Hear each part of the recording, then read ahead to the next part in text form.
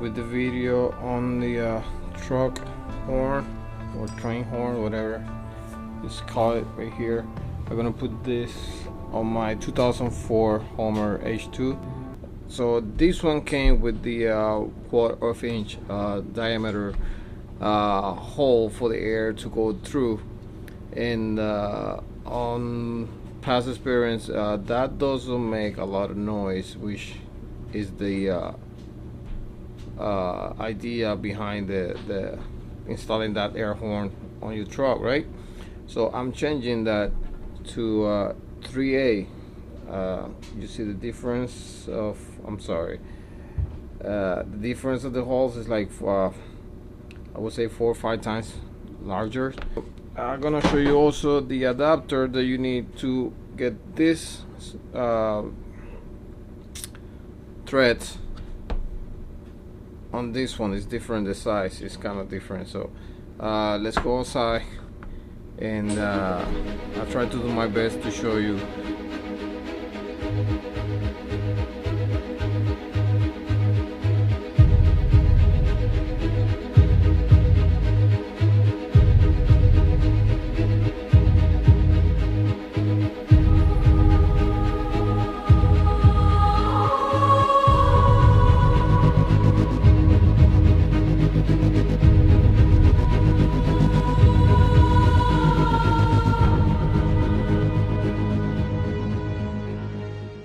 The way I did it is I drill 2 holes for the bracket that comes in, then I run the hose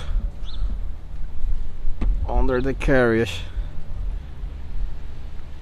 I run the hose all the way under here. I run the hose all the way under here, over there, and that's the compressor. So I took the air box out of the way. I put the compressor in here. I had to do some bracket.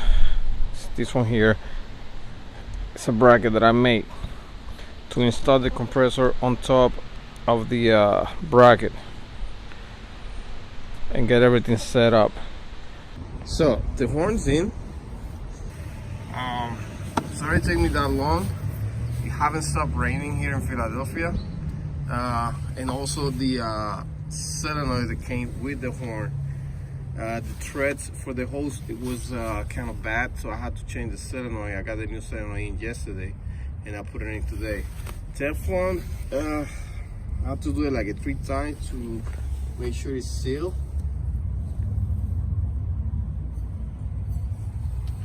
But there you go.